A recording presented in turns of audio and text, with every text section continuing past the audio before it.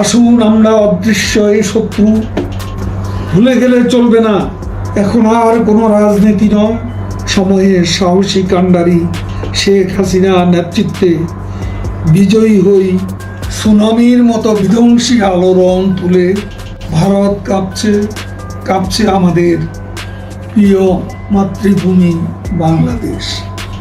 জীবনের এক অচিন্তনীয় অবিশ্বাস্য কঠিন লড়াই। জরুরি সজ্জার জন্য দুনিয়া জুড়ে হাহাকার।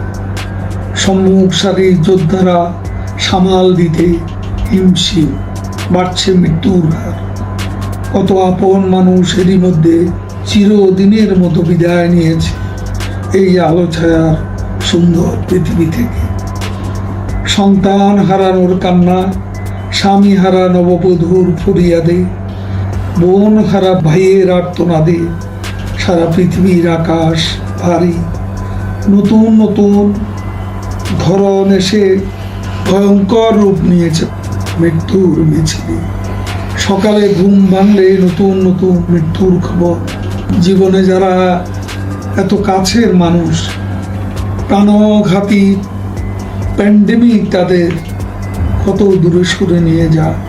আপন মানুষেরা কাছে বেড়ে না, দূর থেকে কেবল নিশ্চিত শূন্যতা হৃদয় ভারাক্রান্ত হয়। বাড়ছে কর্মহীন বেকারদের দীর্ঘ মিছিল, বেপরোয়া মানুষদের ছুটন্ত মিছিল। চোখে পড়ে প্রতিদিন প্রধানমন্ত্রী শেখ হাসিনার আন্তরিক আহ্বানেও উপেক্ষা। নানা ফাঁক ফুকরে শহর থেকে গ্রামের দিকে অনিশ্চিত অভিযাত্রার যেন বিরাম নেই। অপ্রয়োজনে ঘোরাঘুরির প্রবণতাও অপ্রতিরোধ। আসুন আমরা অদৃশ্য এই শত্রু মধ্যে ঘরে ঘরে সচেতনতার দুর্গ গড়ে তুলি। সম্মিলিত শক্তি দিয়ে আসুন আমরা প্রতিহত পরাজিত করি সময়ের সাহসী কাণ্ডারি শেখ হাসিনার নেতৃত্বে বিজয়ী হই।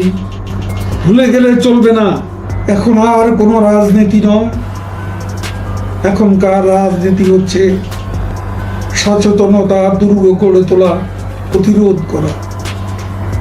আসুন আমরা দল মত শ্রেণী পেশা নির্বিশেষে আমাদের সকলেরই সুরক্ষার স্বার্থে ঐক্যবদ্ধ লড়াইয়ে অবতীর্ণ। জয় আমাদের হবে ইনশাআল্লাহ।